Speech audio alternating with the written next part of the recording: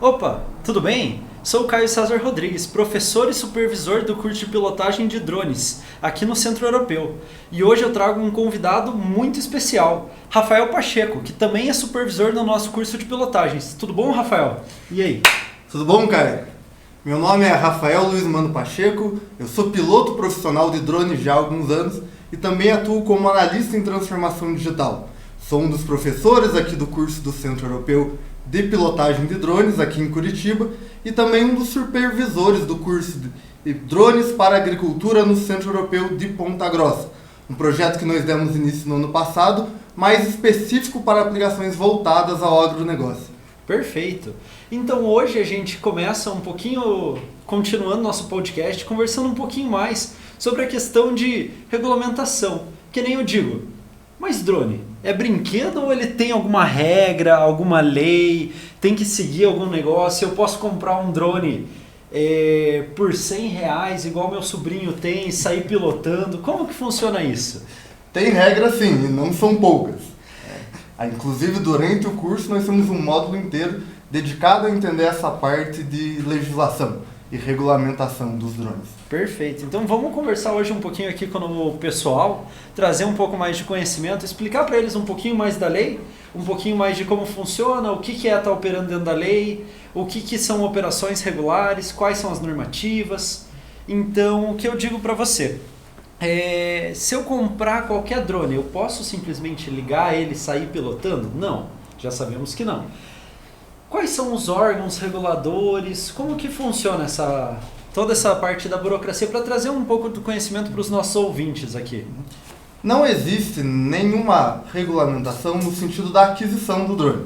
Você pode comprar sem problema nenhum, né? Mas uma vez que você compra, você precisa registrar esse equipamento.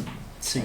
Então, nossa regulamentação tem uma pequena exceção ali para drones abaixo de 250 gramas, né? Que são drones menores, que oferecem um risco menor. Mas tirando esses casos, né, todos os drones eles precisam ser cadastrados na ANAC, Agência Nacional de Aviação Civil. Então a ANAC disponibiliza para nós pilotos um sistema online que é o CISANT, e quando você adquire o seu drone, você vai cadastrar ele lá, você vai fazer um registro, você vai informar o número de série daquele drone, que ele te pertence, para qual finalidade ele vai ser usado. Então, mesmo que não seja um drone de uso profissional, mesmo que você não pretenda trabalhar, que seja apenas de uso recreativo, ainda assim é importante que você vá lá e faça esse cadastro. Ou seja, até brinquedo tem que ser registrado. Exatamente. Foi muito bacana você comentar essa parte de acima de 250 gramas, que a gente já vai conversar um pouquinho mais essa parte, porque esse é o primeiro erro que a gente sabe que todo mundo comete. Acima de 250 gramas. Daí você vai lá, pesquisa a marca DJI, que a gente já conversou no último episódio, e você encontra a linha Mini com 249 gramas. E aí? O que a gente pode falar disso? É sempre importante a gente estar atento a essa questão do peso, né? Quando a gente fala do ponto de vista da legislação, da nossa regulamentação, peso é sempre observado o PMD, peso máximo de decolagem. Então, não necessariamente é o peso da aeronave. Muitas vezes nos anúncios, quando a gente vai comprar, vai pesquisar, a gente encontra ali modelos que são divulgados como abaixo de 250 gramas, mas é o peso daquela aeronave, às vezes, sem a bateria, né? Ou com uma bateria menor, sem as proteções de hélice. Então, o que é previsto, o que é visto pela nossa legislação, é sempre o peso máximo de decolagem, que é o peso que aquela aeronave suporta com todo o equipamento sem alterar as condições de voo. Para drones menores, isso é um pouquinho mais subjetivo, talvez um pouquinho mais abstrato. Acho que um bom exemplo que nós podemos dar são os drones para pulverização. Então, um drone para pulverização, ele tem um tanque onde é abastecido o agrotóxico que vai ser pulverizado. Então, imagine que a aeronave tem um peso, com aquele tanque vazio. Se aquele tanque estiver cheio, o peso praticamente dobra, é um peso muito maior. Então o peso máximo de decolagem vai contemplar todo o peso que a aeronave suporta sem perder as condições de voo. Acho que talvez assim fique um pouquinho mais fácil do nosso público entender. Não, com toda certeza, porque essa questão de decolagem, exatamente isso a gente já traz, então que Basicamente todos os drones da DJI, que é a maior do mundo, que a gente sempre trata em aulas e vai falar muito com todo mundo aqui, precisa ser registrado. Precisa. E basicamente, somente para explicar para o pessoal também, a gente tem de 250 gramas a 25 quilos o classe 3 e temos a classe 2 e a classe 1. Aqui no Brasil, essa Perfeito. divisão. Uhum. Essa é uma normativa, uma recomendação que vem de fora de alguns padrões internacionais, dos quais o Brasil é signatário, então muita coisa da nossa legislação local aqui no Brasil segue a esses padrões internacionais. Então, tirando essa pequena exceção dos drones abaixo de 250 gramas, a gente vai ter a classificação dos drones em 3 categorias. Os classe 3 até 25 kg, classe 2 de 25 a 150 e classe 1 acima de 150 kg. Bacana, deixa eu puxar esse gancho que você comentou. Vamos conversar um pouquinho também, eu acho que é bacana para desmistificar, descomplicar esse mercado. Às vezes daí a pessoa pensa, eu vou comprar um drone classe 3, que é de 250 gramas até 25 quilos, e eu posso ir pilotando ele. Basicamente, eu cadastrei ele no órgão e posso ir pilotando? Não. Além do cadastro na ANAC, né, além da gente registrar a nossa aeronave na Agência Nacional de Aviação Civil, a gente vai acabar tendo interface com outros órgãos. Então, um deles é a Anatel, Agência Nacional de Telecomunicações, aquela mesa que a gente ouve falar em relação a telefone celular, operadoras de telefonia. Né? Essa instituição, a Anatel, ela regulamenta a radiofrequência. Então, para muitos drones, a forma de comunicação entre o controle e a aeronave é através de radiofrequência. São rádios controles. Então, existem algumas faixas de frequência específicas nas quais o nosso controle pode se comunicar com o nosso drone. Né? E essas faixas de frequência têm que ser homologadas, elas têm que ser permitidas pela Anatel. Porque existem outros equipamentos à nossa volta que também utilizam radiofrequência. Equipamentos da aviação civil, equipamentos hospitalares, que se sofrerem interferência, podem ter consequências muito graves. Perfeito, até fazendo um gancho disso que você falou, eu estava até no último episódio conversando com o Alexandre e a gente falou essa importância da radiofrequência, porque se você pega um equipamento muitas vezes de brinquedo, que ele não está homologado, ele pode estar operando numa banda que vai causar algum problema para quem está profissionalmente trabalhando, para quem às vezes está caminhando na rua, para quem está num avião. Então precisa dessa regulamentação, ela não vem para causar burocracia, na verdade, né? Não, ela é necessária. É verdade que muitos drones, principalmente das fabricantes maiores, como esses padrões, essas bandas de frequência que são permitidas, muitas vezes elas seguem um padrão internacional, então muitos drones trabalham nessas faixas de operações corretas. Em alguns casos eles até já vêm de fábrica com essa homologação da Anatel. Mas é sempre bom você, quando compra um drone, conferir. Se esse teu drone já vier homologado, ele normalmente vai vir com um selinho verde ou prateado ali, com o símbolo da Anatel e um númerozinho do protocolo de homologação. Caso ele não tenha essa homologação de fábrica, aí você vai ter que ir até a Anatel, né, que também disponibiliza um sistema online, um sistema mosaico, e fazer através desse sistema a homologação da radiofrequência. Poxa, bacana. Deixa eu pegar aqui a minha colinha do roteiro. Então, basicamente agora que eu comprei um drone pela Amazon ou por qualquer outro sistema aqui de compra nacional, ou até comprei da China, eu cadastrei ele e homologuei nessas duas plataformas. Eu posso ir voando agora? Ainda não. Ainda não. Depende muito do voo que você vai fazer. Então, se você comprou um mini drone, aqueles que não oferecem risco, vai voar dentro da sua casa, ou está indo até um clube de aeromodelismo, né, uma área adequada para esse tipo de atividade, tudo bem. Mas se você vai voar num espaço aéreo que é aberto, que é não controlado, aí você precisa solicitar autorização para o DCEA, o Departamento de Controle do Espaço Aéreo da Força Aérea Brasileira. Então, esse órgão também disponibiliza um terceiro sistema para a gente, online, que é o SARPAS, e é nesse sistema que a gente vai fazer as nossas solicitações de acesso ao espaço aéreo. Então você vai lá nesse sistema, você descreve as características da tua operação, É o local onde você vai voar, a aeronave que você vai utilizar, em que altura você vai, até que altura você vai chegar.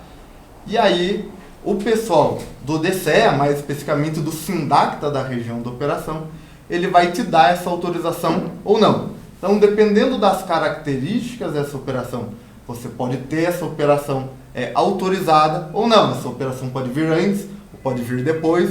Então, vai depender um pouquinho das características do teu voo. Sim. Seguindo essa linha, os drones hoje, de qualquer fabricante, eu já sei, mas é bom a gente tratar e trazer para o pessoal aqui. Eles hoje voam até 500 metros de altura, hoje, sem nenhum problema. Normalmente eles vêm com um bloqueio de fábrica para 500 metros, né? Mas é bacana comentar com o pessoal essa primeira coisa que eu acho que é bacana, que é importante, porque a gente está conscientizando também novos pilotos, novos profissionais que estão entrando no mercado. A questão do teto de voo, de que pela legislação você pode voar até 120 metros. Isso, né? Então, as operações com drone, elas precisam ser autorizadas pelo DCE, e esse tempo de autorização, ele pode chegar até 18 dias, o que complica muito a vida dos pilotos na prática. Então, foram estabelecidas algumas situações particulares onde você pode conseguir essa autorização de voo em 45 minutos ou em 2 dias, em prazos que já são viáveis, né, para a tua operação. Então, para a gente se encaixar nessas categorias, onde a autorização ela vem mais rápido, uma das exigências com que se trabalha é uma altura limite de 400 pés, ou 120 metros. Então, ainda que o drone venha com uma capacidade de fábrica de 500 metros, não é recomendável você subir acima de 120 metros. E se for fazê-lo, então vai precisar dessa autorização do DCE, e essa autorização vai depender, vai requerer um pouquinho mais de tempo, um pouquinho mais de burocracia. Ah, muito bacana. Não, é bom para também estar ensinando, compartilhando conhecimento com os nossos ouvintes aqui, né? Dos órgãos regulamentadores, agora é isso. De maneira geral, sim. Claro que aplicações específicas, elas podem demandar autorizações de órgãos específicos. Esses 3 órgãos, a ANAC, a Anatel e o DCE, são os órgãos que eu colocaria como, de maneira geral, para todos os pilotos. Agora, se você é um piloto que vai trabalhar, por exemplo, com pulverização, você vai ter aí algum contato com o Ministério da Agricultura, né? O MAPA, Ministério da Agricultura, Pecuária e Abastecimento. Se você vai trabalhar, por exemplo, com aerolevantamento, você vai ter que ter um cadastro também no Ministério da Defesa. Então, aplicações específicas podem exigir uma documentação específica. Bacana. Então, fazer aquela pergunta que eu já recebi um monte de vezes, e você com certeza também. Hoje existe carteira de habilitação de piloto? Não, nem carteira de habilitação, nem o brevet. Nem o brevet. O que a gente tem são os cadastros nesses órgãos regulamentadores. Mas não existe uma autoescola. Só que não é porque não existe uma carteira que a pessoa não precisa se capacitar. É esse o ponto que a gente gosta de conversar e trazer bastante, tanto na questão das aulas, das nossas mentorias, consultorias que a gente presta, saber o que está fazendo, né? Porque não basta simplesmente, porque não é obrigatório, então eu vou sair pilotando. Perfeito, Caio. Acho que geralmente quando a gente começa a explicar essa questão das regulamentações, da quantidade de órgãos que são envolvidos nesse processo, o pessoal tende a achar que é muito burocrático, que o sistema é muito travado, mas talvez o sistema seja um pouco travado justamente porque o pessoal compra um drone, vê 1 ou 2 vídeos no YouTube, sai pilotando e causa acidentes. Se todo mundo tivesse essa consciência de aprender a pilotar, de se capacitar, de procurar uma formação como a do Centro Europeu, talvez a legislação pudesse ser muito mais flexível. Talvez já estivéssemos muito mais avançados nesse caminho. Sim. Eu até trouxe aqui uma notícia que eu estava dando uma olhadinha aqui numa cola para comentar, para a gente ter uma noção que no último episódio a gente estava conversando hoje, você sabe quantos drones a gente tem registrados no Brasil. A gente atingiu um marco razoavelmente grande, de 100 mil aeronaves homologadas. Estima-se que algo próximo de 3, 4, talvez 5 vezes esse número de aeronaves que que não foram homologadas e estão voando por aí. Mas um negócio bacana é que ano passado teve um total de 310 mil operações homologadas pelo DCE. Você tinha noção desse número, dessa quantidade homologadas? Realmente é um número bem expressivo. E a tendência é só aumentar. Se não me engano, existem estudos, tem um estudo acho que da Singularity University, que prevê que até 2030 nós devemos ter no mundo cerca de 10 milhões de drones no ar concomitantemente. Então isso é muita operação, 10 milhões de drones por dia. É muita coisa até o final da década. É mesmo. Se você analisar aqui de 2017 até 2021, mais ou menos, teve um aumento ali de algo próximo a 5, 7 mil solicitações para 180 mil solicitações, só que ano passado, para esse ano, teve um aumento para 310 mil, realmente as pessoas estão se qualificando e solicitando mais autorização de voo, né? Porque, querendo ou não, hoje se você for parado pilotando um drone, muitas vezes a gente sabe que o policial não sabe como fazer uma abordagem. Então o melhor jeito é você se capacitar para você saber que você precisa estar com a documentação, por exemplo, e muitas vezes acontece, eu mesmo já fui parado e solicitaram assim, que documento que eu preciso pedir. O profissional não saber o que exigir. Então a gente quer capacitar esse mercado e ajudar a descomplicar o mercado, porque cada vez mais a gente sabe que esses tempos teve em Curitiba, começo de 2023, para caso quem esteja ouvindo mais no futuro, teve o show do Coldplay. E no show do Coldplay teve um total de, fora as aeronaves da polícia e da guarda municipal que estavam cobrindo o show por segurança, um total de 14 aeronaves não homologadas, com voo não autorizado, estavam voando no show. Então é realmente um negócio que a gente quer trabalhar e conversar um pouquinho nessa questão. Porque qual que é o perigo disso? O perigo é enorme, né? Então você tem 14 aeronaves, fora as aeronaves que estavam devidamente licenciadas, voando dentro do mesmo espaço aéreo. Né? Isso por si só, além do risco óbvio de uma colisão, de um bater no outro, mesmo que não haja colisão física, uma aeronave causa interferência na outra, você pode ter uma dificuldade ali da pilotagem, e tendo um problema nesse sentido, né, tem que lembrar que no caso de um show, como foi o caso do show do Coldplay, você tem uma multidão embaixo. Né? Se cair, não vai cair numa área segura, controlada, vai cair e vai acertar uma meia dúzia de pessoas, na melhor das hipóteses. Né? Sim. Então o risco é altíssimo. Perfeito. Saindo um pouco agora desse mercado, que é o mercado que a gente trabalha e está acostumado, sempre com a parte do classe 3, dos drones menores, essas regulamentações que agora o pessoal que está ouvindo a gente já entendeu um pouquinho mais, aonde precisa estar homologando, o que precisa estar solicitando. Obviamente que tem as regras para solicitação, não é simplesmente chegar lá e solicitar, a gente sabe, a gente trata muito bem disso e desmistifica como que funciona isso. Tem duas coisas que eu queria que a gente conversasse agora. A gente sempre escuta aquela, né? Estão atualizando a legislação.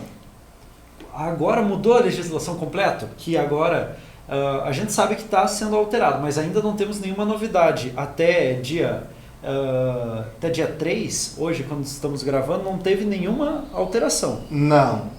Então, a gente ouve muito o pessoal falar, a gente tem propostas de alteração em trânsito, que o pessoal comenta, vai passar, não vai passar, mas não dá para acreditar em tudo que o pessoal fala. É importante que a gente esteja sempre respaldado pela legislação, espere que qualquer alteração seja publicada oficialmente pelos órgãos competentes. Não dá para se basear. Eu recebi recentemente, nós estamos esperando algumas alterações na legislação referente ao agronegócio, à pulverização. Eu já recebi aqui em grupos de WhatsApp que foi aprovado, passou, vai passar, mas na verdade quando você vai e consulta os regulamentos, a ANAC, você vê que não foi publicado nada ainda, que continua valendo a legislação com a qual a gente está acostumado, com a qual a gente trabalha. Então, você não pode inventar mudanças na legislação com base no seu achismo.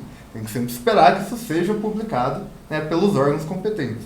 Puxando o gancho, já que você comentou, vamos conversar um pouquinho do agronegócio, então, na questão do drone para pulverização. Existe uma legislação diferente. Vamos conversar um pouquinho disso, então?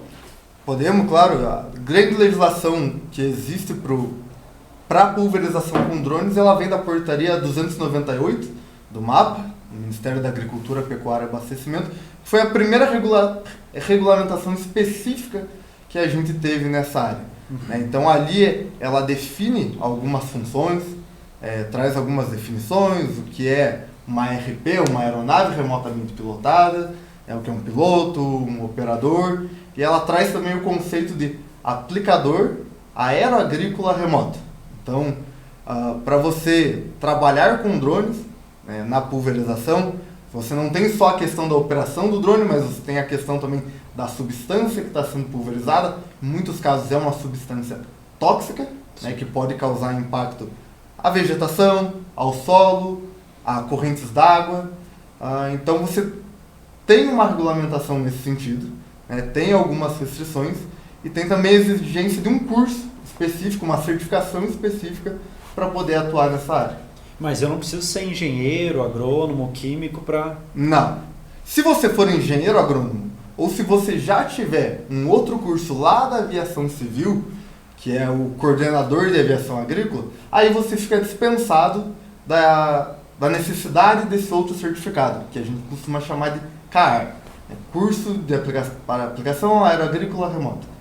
Mas para todos os demais, que não somos engenheiros agrônomos, nem técnicos em aviação agrícola, a gente pode obter essa certificação sem nenhum requisito de formação acadêmica ou graduação. E pode pilotar e pulverizar sem problema. Então. Pode.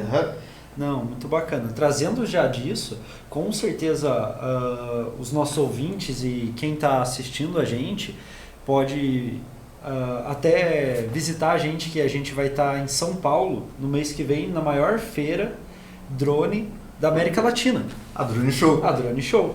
Que a gente até percebeu a questão da Drone Show, queria comentar um pouquinho, que é um negócio muito bacana, que vai ter um fórum de regulamentação da legislação, que aí sim a gente está falando de um fórum que tem pessoas competentes que estão debatendo sobre o assunto de uma forma profissional.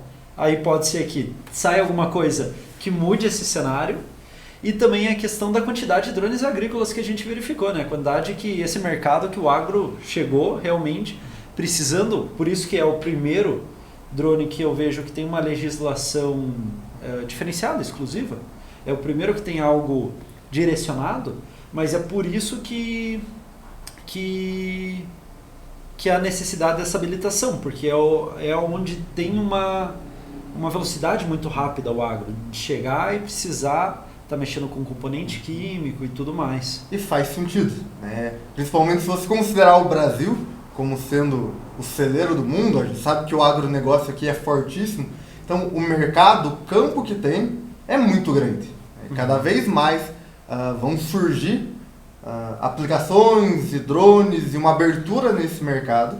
Né? São equipamentos que oferecem um risco relativamente grande, não só pela questão da substância que a gente já comentou, mas a gente está falando de drones ali que chegam a 70, 80 quilos, né, hélices grandes, de fibra de carbono, equipamentos de 160, 180, 200, 250 mil reais. Então é um investimento maior que requer um pouco mais de atenção e que pelo porte, pelo tamanho, pelas características construtivas, podem causar um dano muito maior. Sim. Bom, acho que do agro é isso. Saindo agora então um pouquinho do agro, eu conversei com o Alexandre no último episódio a questão de delivery com drones, que ele me fez a pergunta de a possibilidade de delivery com drones, a gente encontrar num cenário muito próximo. A gente sabe que na legislação tem uns modos de operação. Queria que você comentasse um pouquinho mais sobre os modos de operação. E eu sei que a gente trata isso muito mais nas aulas, tudo, mas é bacana para o pessoal entender como que funciona essa questão de visualização. Bacana. Para a gente entender mesmo a questão do delivery, primeiro a gente precisa entender essa questão dos tipos de operação, né? Então, hoje a gente trabalha com 3 tipos de operação: veloz, E-veloz e B-veloz, né? Então, a operação veloz, Visual Line of Sight, linha divisada, são aquelas operações onde o piloto tem a visibilidade do drone, do espaço aéreo onde o drone está voando. Basicamente, você enxerga o drone. E a E-veloz é Extended Visual Line of Sight, linha divisada estendida. Quando não necessariamente o piloto tem essa visão, mas você tem mais pessoas envolvidas na operação. Então o drone pode não estar necessariamente no campo de visão do piloto, mas está no campo de visão de alguma das pessoas envolvidas na operação. E por último você tem o B-veloz, Beyond Visual Line of Sight, além da linha divisada, onde aí realmente quem está operando o drone perde o drone de vista e vai se orientar única e exclusivamente através de instrumentos. Então, é uma operação que tem um risco um pouco maior, né? Geralmente envolve operações de maior distância, com maior alcance. Então, a nossa legislação ela acaba sendo um pouquinho mais restritiva para essas operações que são B-veloz, né? Que é onde o delivery se enquadra. Sim. Aí a gente já vê claramente, e os nossos ouvintes também têm que perceber, já é a primeira análise a ser feita. Um drone de 250 gramas é um drone pequeno. Então, para fazer uma operação veloz com um drone pequeno, de realmente um pouco maior que o nosso celular, basicamente, já é um pouco mais difícil. Tanto para a homologação da documentação, como para realmente enxergar o equipamento no céu a 120 metros. Sim. Fica mais difícil. E como a gente comentou, né, a gente sempre considera o peso máximo de decolagem. Então, quando a gente fala de um drone para delivery, além do peso máximo de decolagem, ele vai envolver tanto o peso do próprio drone, quanto o peso máximo da carga que ele consegue carregar. Então, dificilmente você se enquadraria aí nessa situação. Se você fosse entregar alguma coisa muito, muito leve. A gente tem algum avanço na legislação hoje nacional para essa questão?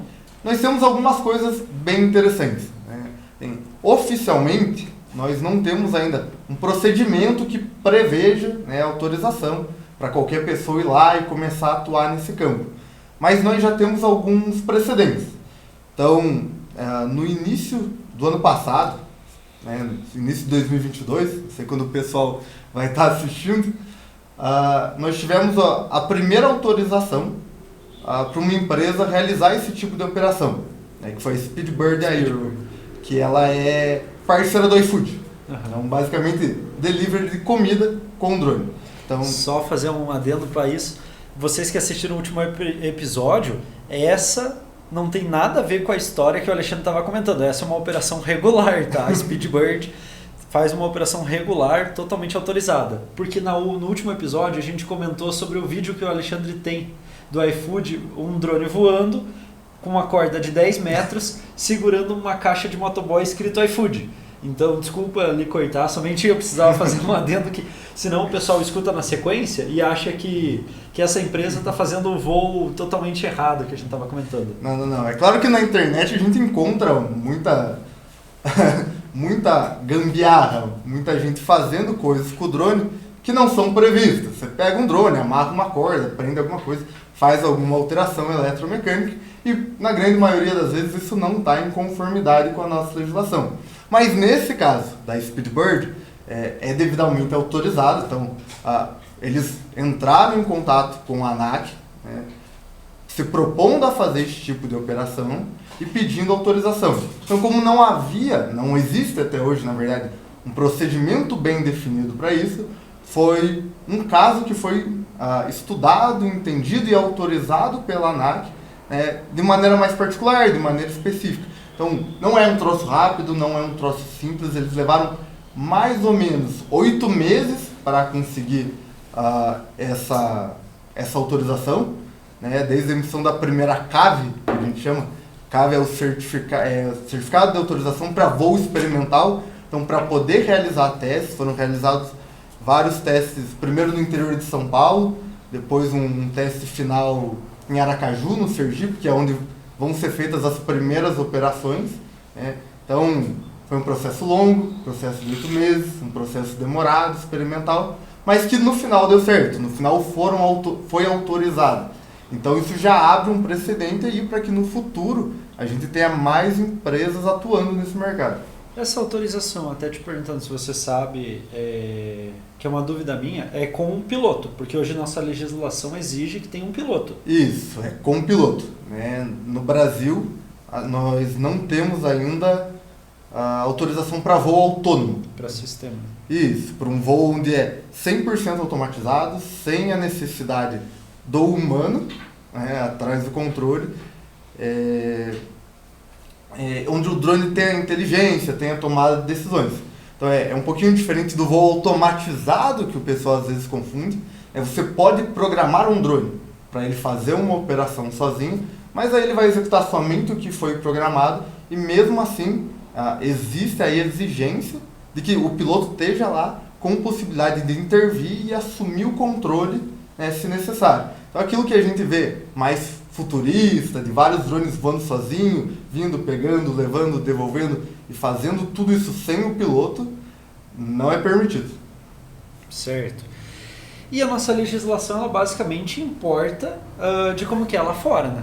Lá fora também está nesse caminho? Você sabe se lá já tem alguma autorização de que não precise de um piloto para todas as aeronaves? Porque eu sei que o Brasil, ele pega o formato internacional. Então a nossa legislação hoje de pilotagem, nossa legislação que a gente está trabalhando aqui hoje, conversando hoje aqui no podcast, ela é no formato de como é lá fora. Porque é muito mais fácil importar como está sendo feito, é igual a regra das alturas, tudo, que nem você comentou, 400 pés, o brasileiro não usa a medida pés. Uhum. Então já a gente percebe que ela é importada.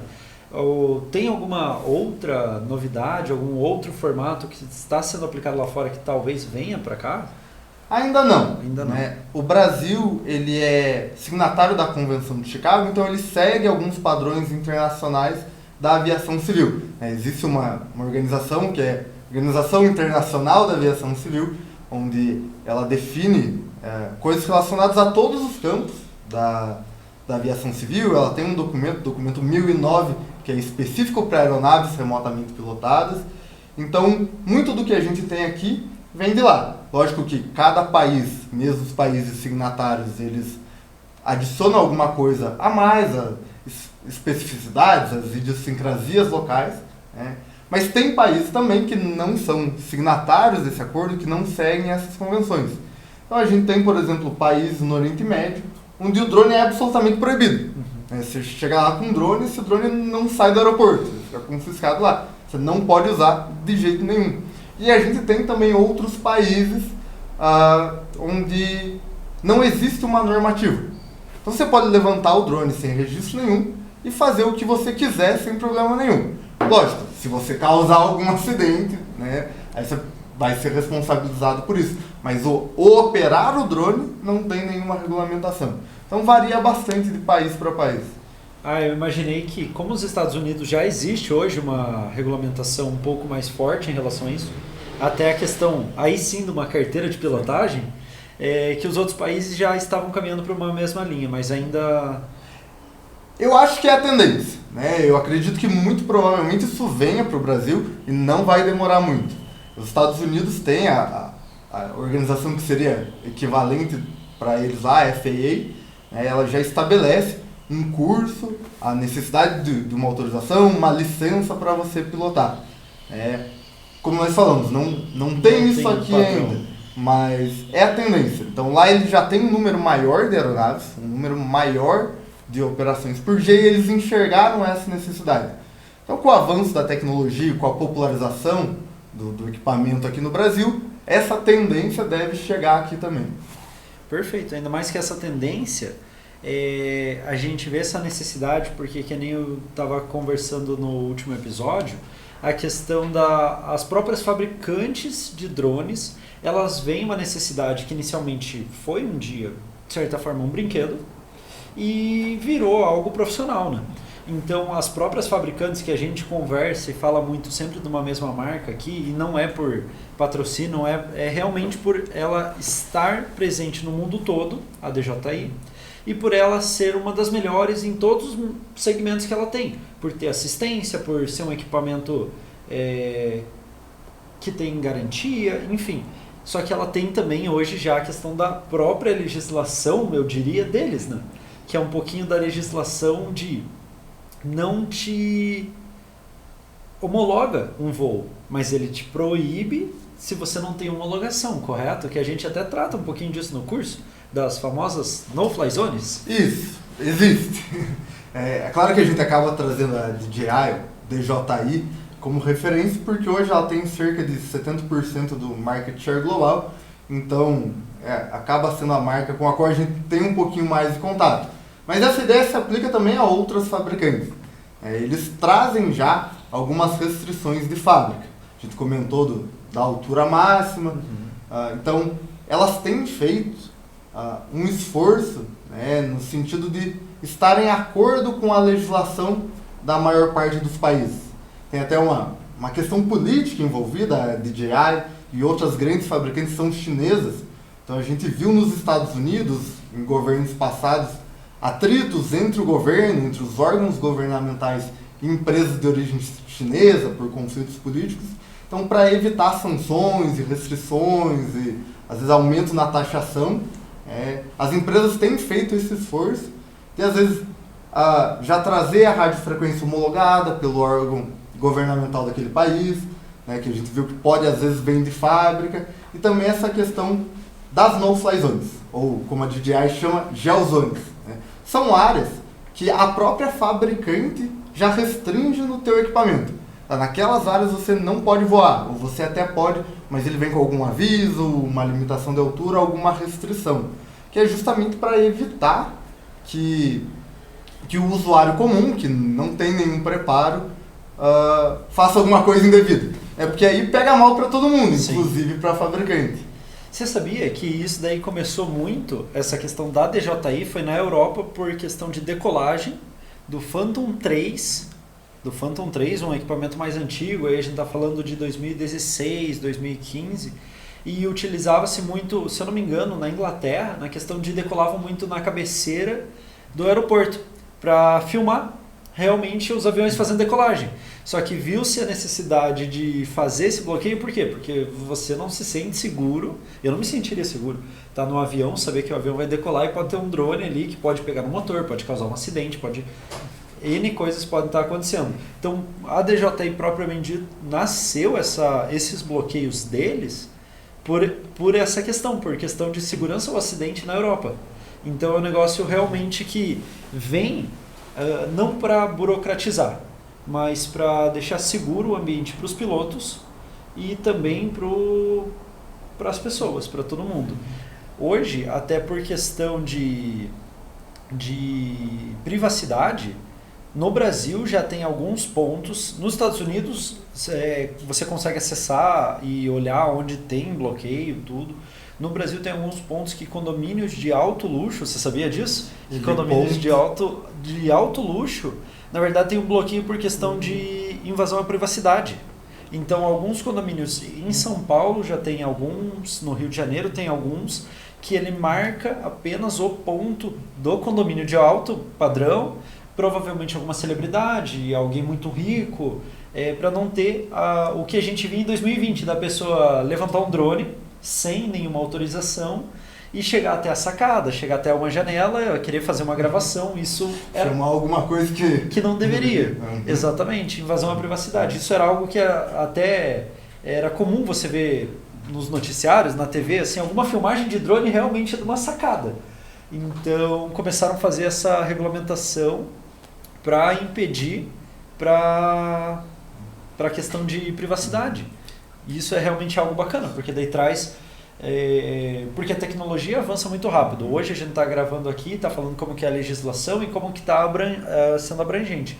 Daqui a um ano, provavelmente já mudou muito essa questão da regulamentação, da legislação no Brasil, fora do Brasil. Por isso mesmo que a gente se atualiza nisso basicamente toda semana, toda quinzena, porque é algo muito dinâmico, não é a mesma coisa de uma legislação penal que muitas vezes está há muitos anos consolidada. Então, no mercado de drones, você precisa se atualizar na legislação sempre. Com certeza. E essa questão do avanço tecnológico que você comentou é bem interessante e provoca a necessidade de mudança na legislação. Então, esse avanço tecnológico, às vezes, ele ajuda e às vezes ele dificulta. Se a gente pegar aí os dois exemplos que você trouxe, que era a decolagem próximo à cabeceira do aeroporto e a questão da invasão de privacidade. No caso da cabeceira do aeroporto, o avanço tecnológico ele ajudou a resolver esse problema, né? Hoje os drones já são mais confiáveis. Na época do Phantom 3 a gente tinha o problema ali, às vezes, do fly-away, o drone sair voando sozinho e causar algum acidente, né? Então, com o avanço da tecnologia, isso ficou um pouquinho mais seguro. Mas no caso, por exemplo, da invasão de privacidade, com o avanço tecnológico, a gente tem câmeras melhores, com um zoom muito maior, onde às vezes até de fora dessas áreas restritas, você ainda consegue captar uma imagem de boa qualidade e invadir a privacidade de alguém. Então, no caso do avanço tecnológico, dificulta um pouquinho, né, esse controle. E também dificulta por outro ponto, porque a gente sabe que as no-fly zones, você pode voar, na verdade ela bloqueia que qualquer um voe. Mas você tendo a devida autorização, dando tudo regular, você pode voar. Mas dificulta na questão de, às vezes, se você vai trabalhar, e a gente vai conversar nos podcasts futuros sobre mapeamento, vai fazer uma inspeção, uma reconstrução 3D, vai querer ter aquele acervo, aquele prédio, aquele objeto guardado realmente digitalmente, tendo uma no-fly zone, às vezes acaba dificultando a própria questão de você fazer uma inspeção, uma vistoria de como que está um aeroporto. Porque até hoje é muito feito manualmente, né? Tem muitas coisas que a tecnologia trouxe ali de segurança, questão de inspeção em torres de comunicação, em prédios ou a pessoa com a cadeirinha não precisar mais... O rapel. O rapel, exatamente, para não precisar estar ali se submetendo a um risco de vida, o drone substitui isso.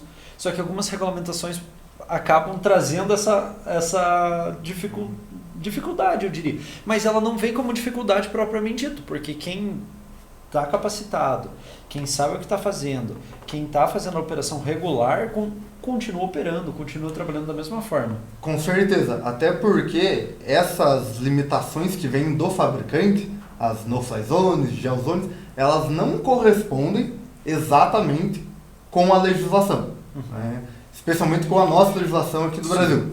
Então, são padrões, né, que é DJI, as fabricantes elas adotam, e é a mesma ali, às vezes, para o mundo inteiro. Então, elas restringem algumas coisas mais óbvias, como aeroportos, alguns condomínios, né, helipontos, mas não necessariamente essa restrição que você vai encontrar no teu equipamento, ela corresponde com a legislação. Então, às vezes, você pode estar voando em uma área que não tem nenhum tipo de restrição do aplicativo, do sistema do drone, mas existe nela uma proibição da nossa legislação, e às vezes você pode encontrar uma área que é permitida pela nossa legislação, mas no software do drone ela é bloqueada. Então você precisa primeiro entender bem qual é a nossa legislação, você precisa ter um conhecimento aprofundado disso, e precisa também ter um conhecimento aprofundado do sistema do teu drone, do sistema da fabricante, para saber como entrar e contornar isso. Às vezes poder, né, as fabricantes oferecem essa possibilidade de você liberar, de você desbloquear uma área que ela vem por padrão bloqueada. Mas tudo isso requer uma série de procedimentos que aí são estudados no módulo à parte, no curso. Perfeito, isso daí que você comentou, até me lembrou de uma história, com certeza eu já te contei, mas que é muito bacana de compartilhar com o pessoal aqui, que é a questão de quando eu fui trabalhar, fazer algum serviço para uma mineradora. Não vou comentar aqui o nome da mineradora, pelo porte da mineradora, mas uma mineradora de grande porte no Espírito Santo, e havia realmente, o local que era da mineradora não havia nenhum bloqueio pela nossa legislação, mas ela havia um bloqueio do fabricante, que já havia sido solicitado pela mineradora, e havia-se a questão da necessidade de saber toda a legislação e prestar propriamente uma prova perante a mineradora. Junto a eles eu tive que fazer uma prova, prestar meus conhecimentos e estar com todos os documentos homologados certinho, porque senão não podia voar. Simplesmente pelo fato que é segurança nacional, né? Daí a gente entra numa outra seara que daí assim acaba saindo um pouco da legislação, entra realmente na parte prática que existe isso, de que eu precisava fazer um serviço e como a gente fala de mineração envolve, gira milhões, realmente você poder decolar um drone, fazer um mapeamento, que a gente vai trabalhar mais para frente com isso, gerar uma ortofoto, que o Alexandre já comentou na última aula. Hoje eu estou trazendo de novo apenas para marcar o que a gente está conversando. Mas fazer isso, você consegue gerar uma volumetria, questão de volume, entender quanto que tem daquele objeto ali. E você falar que esse objeto é minério de ferro, aí realmente acaba sendo um negócio muito específico de segurança nacional, que pode ser invadido. Então eles têm até às vezes uma legislação à parte, né? E até o risco de segurança. A mineradora geralmente trabalha com explosivos, precisam fazer Sim. detonação na terra. A nossa legislação, inclusive, ela prevê algumas áreas onde é proibido você sobrevoar com drones, são as chamadas áreas de segurança. São, às vezes, plataformas de petróleo, barragens, represas, usinas de geração de energia, onde caso seja provocado um acidente, o impacto é muito maior. O mesmo questões, áreas que envolvem segurança nacional, então batalhões do Exército, da Aeronáutica, Marinha, Sim. Estabelecimentos penitenciários. E é até engraçado, porque são áreas onde teoricamente é proibido você voar, mas são empresas que requerem muito serviço Sim. com drones, que contratam bastante. Então, para você realizar esse serviço para essas empresas, além de todo o procedimento da legislação, que é um pouquinho mais restrito, as próprias empresas, a pessoa que está te contratando, o teu cliente, vai ter uma regulamentação interna para garantir a segurança. Não, e você comentando isso até me lembrou um caso de um colega meu que uma vez foi fazer para a questão da Proforte, seguradora que carrega dinheiro. E não tem um bloqueio pela legislação e não tem um bloqueio pelo aplicativo. Então é um negócio que precisa estar muito conversado com o seu cliente, porque também, por que apenas um conhecido meu foi fazer um voo em cima de um pátio da Proforte e ele veio me comentar que o drone foi abatido. E comentou, não havia nenhum bloqueio da legislação e nenhum bloqueio da própria DJI em relação ao drone. Por que foi abatido? Aí são algumas coisas óbvias, que nem você comentou, o próprio Exército, o batalhão também não tem um bloqueio, mas é um local de segurança nacional, Senado, são locais que eles têm uma guarda própria, eles têm algum motivo de segurança próprio, então assim, caso venha fazer, que eles precisam muitas vezes de serviço, tem que estar muito bem conversado com o cliente, tem que estar muito bem conversado com a pessoa operacional para não causar um problema de o equipamento realmente ser abatido. E não só abatido na questão de pouso, às vezes abatido, destruído realmente o equipamento. Isso acontece bastante com quem não tem o know-how, não está acostumado com esse tipo de situação. Mas além de conhecer bem a nossa legislação, é importante também um pouquinho de bom senso. A gente vê que falta um pouco disso no pessoal. Eu tenho o respaldo da legislação. Vamos lá, vai, conversa, alinha com o teu cliente, faz um planejamento pré-voo, vê se não tem às vezes alguma área que pode te dar problema próximo ali na região, explica, vai lá, conversa. Falta um pouquinho também desse tato, dessa experiência profissional. Perfeito. E com isso, nasce algumas regulamentações específicas que daí causam problema pro piloto que está seguindo a lei. O que eu quero dizer? Por exemplo, aqui em Curitiba, todos os parques a gente tem o bloqueio de voo de drone. Simplesmente porque os primeiros pilotos fizeram muitas vezes algo inapropriado. Então eu digo para vocês, tem que se capacitar, tem que estar homologado, tem que pedir todas as solicitações e tem que ter bom senso. Isso é o principal que eu gostaria de deixar para o pessoal aqui, é bom senso. Não, com certeza, acho que todo piloto de drone que é de Curitiba conhece o caso do Jardim Botânico, né? Então o Jardim Botânico é um ponto turístico, ele é uma área muito bonita e o pessoal no começo fazia muito voo de drone lá. Até que alguém sem o preparo, sem a capacitação, causou um acidente, né? E com isso foram proibidos. Então muitas vezes, muitos pilotos que são conscientes, que são responsáveis, acabam enfrentando essa burocracia por causa de uma pessoa que foi irresponsável. Concordo com você.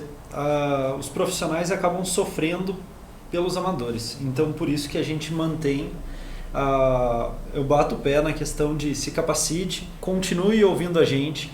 Agradeço a você que está acompanhando a gente até aqui, tanto no Spotify como no YouTube, no Europlus. Curta, compartilhe, para a gente continuar produzindo esse conteúdo de qualidade para você. Tanto para trazer mais convidados, como para a gente também trazer mais conteúdos que sejam de seu interesse. Se tiver alguma dúvida, também não esquece de mandar para as redes sociais do Centro Europeu, qualquer uma das redes sociais, o pessoal sempre está à disposição para estar tirando dúvida. E peço ao meu colega que pode dar as palavras finais, deixar aqui o seu agradecimento. Deixo já o meu agradecimento à sua participação aqui hoje. Imagina, Caio, eu que agradeço o convite, é um prazer poder estar aqui com o pessoal do Centro Europeu, do Voando Alto, para trazer um pouquinho mais de informação, porque a gente vê que essa área da legislação falta muita conscientização, né? O pessoal faz muita coisa errada. E quem é profissional leva isso a sério. Então, sejam conscientes, busquem uma capacitação, se capacitem nessa área para poder sair voando. Muito obrigado. Se capacitem. Continuamos no próximo episódio com mais um convidado e com mais um tema diferenciado. Até mais!